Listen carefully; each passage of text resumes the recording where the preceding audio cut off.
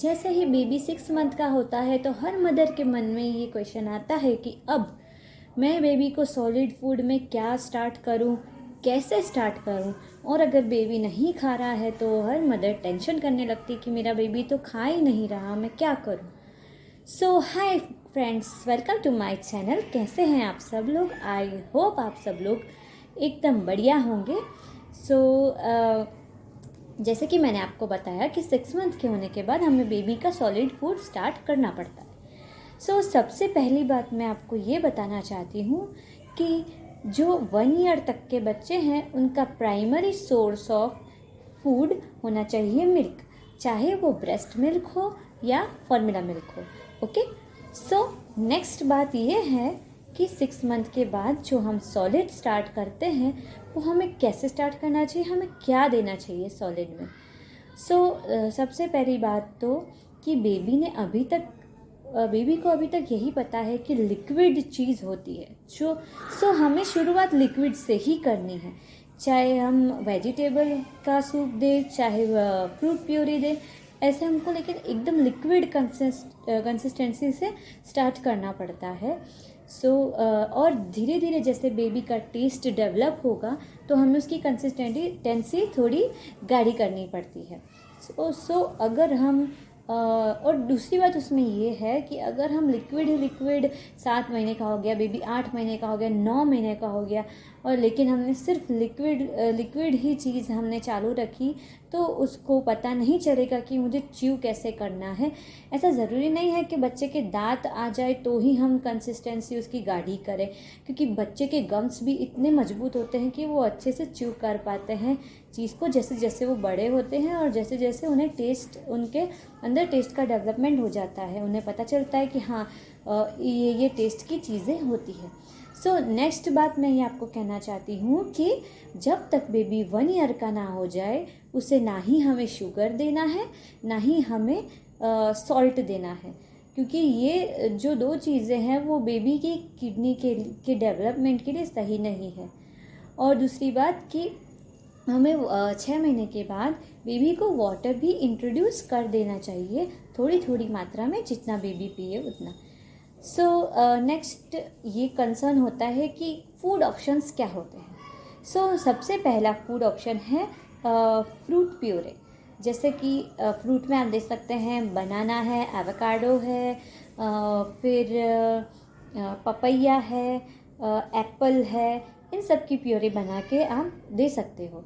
Vegetables में आप दे सकते हो carrot, tomato and carrot, tomato, beetroot, फिर लौकी, ये सब आप प्योरी बना के दे सकते हो। और सीरियल्स में हमारे पास ऑप्शन होते हैं, खिचड़ी दे सकते हो आप बच्चे को, होममेड सेरेलेक दे सकते हो। अब मैं जहाँ तक कहना चाहती हूँ आप सबको कि बाहर का सेरेलेक मत दीजिएगा, क्योंकि बाहर के सेरेलेक में शुगर कंटेंट होता है, वो बेबी के लिए सही नहीं होता। नेक्स्ट आप दे सकते हो राइस पॉरेज दे सकते हो बेबी को, फिर आप ओट्स का पॉरेज बना के दे सकते हो, दलिया दे सकते हो। इतने सारे हमारे पास ऑप्शन हैं।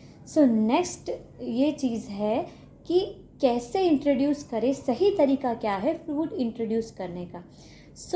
हमें हमेशा 3 डेज़ रूल याद रखना चाहिए कि कोई भी नई चीज़ जो बेबी को इंट्रोड्यूस हम करते हैं उसको लगातार 3 दिन तक हमें देनी चाहिए, क्योंकि क्या होता है ना कि आपको नहीं पता होता और कई फूड बेबी को सूट नहीं करते, और सूट नहीं करते तो फिर बेबी को उससे प्रॉब्लम होती है।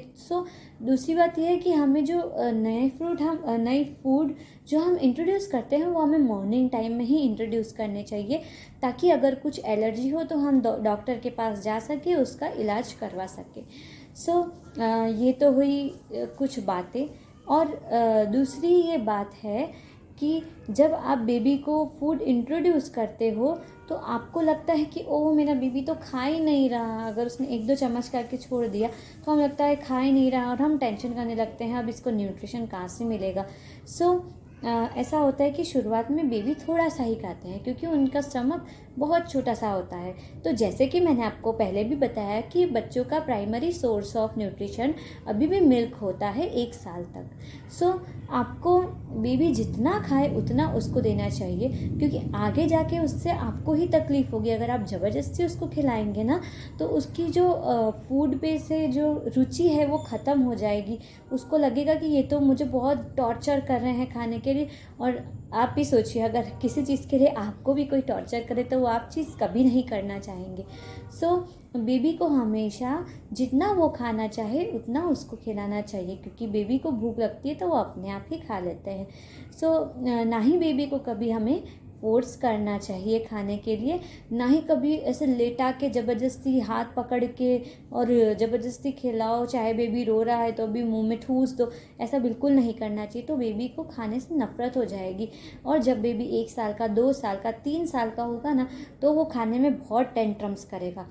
सो ये सब चीज़ें आपको ध्यान रखनी है। आप 6 मंथ के बाद जब भी बेबी को फूड इंट्रोड्यूस करो तब।